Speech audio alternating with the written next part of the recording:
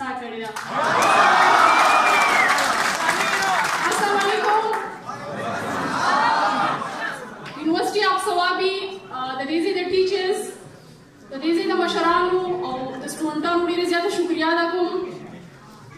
د صدر صاحب په اجازت باندې او اظهار الله اظهار صاحب هم ناست دی، شعور صاحب دی، زموږ ملګرو کې راشد خان راشد هم دی او په تېره تېره زما مور پلار هم دلته ناستې کوي. نو زه وایم دا به زما په ژوند کې فرسټ ټایم دی چې زه صوابۍ ته هم راغلی یم او بیا فرسټ ټایم دا دی چې زما مور پلار هم دلته ناستې کوي. نو زه فخر محسوسوم په خپل ځان باندې او دومره ماشاءالله د ادب خاوندان ګڼ غټ پوهان ناست دي. نو ما ته ځان کچه ښکاري چې زه دلته شعر ویم، خو بیا هم ډېره زیاته مننه کوم.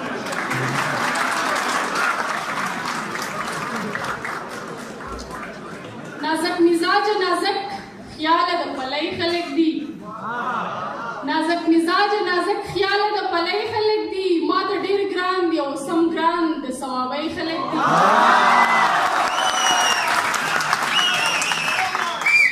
نازک مزاج نازک خیال د پلی خلک دي، ما ته ډېر ګران دي او سم ګران د صوابۍ خلک دي.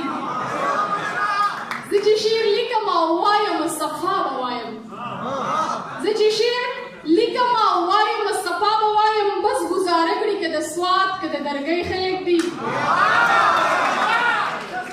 زه چې شعر لیکم او وایم صفا به وایم، بس ګزاره کړي که د سوات او که د درګۍ خلک دي. په شعر پوهېږي شعر در زړه نه اوري فخر پې کړم، په شعر پوهېږي شعر د زړه نه اوري فخر پې کړم، زموږ د خاورې خلک ټول د شاعرۍ خلک دي. په شعر پوهېږي شعر د زړه نه اوري فخر پې کړم، زموږ د خاورې خلک ټول د شاعرۍ خلک دي. لور د کور شی دی د کور کار به کوي نه نه تعلیم. دا هغه پیرنټس ته دغه شعر ډالۍ کوم چې هغوی اوس هم لور ته شی وایي، مطلب انسان ورته نه وایي، ځکه چې داسې پیرنټس ما ولیدل چې هغوی زامنو ته چې دی هغې توجه زیاته ورکوي، بهر ملکونو ته یې لېږي چې جایدادونه ولې خرڅوي. خو که لور ته تعلیم کوي، زما مور پلار دلته ناست دي، هغوی د ډېرو پیغورونو سره ژوند کوي چې تا لور یونیورسټۍ ته ولېږله، ته په لور باندې تعلیم کوې، ته لور شعر وایي، ته لور ریډیو ته لېږې، ته لور میډیا ته لېږې.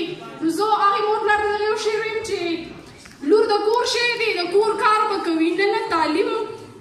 دا جاهلان چې ټول پانسي شي د پانسۍ خلک دي.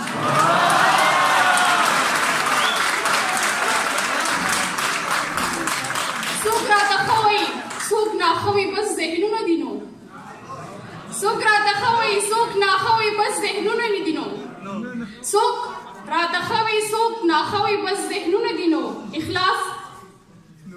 اخلاص چې څوک سوځي هغه مې د ابۍ خلک دي.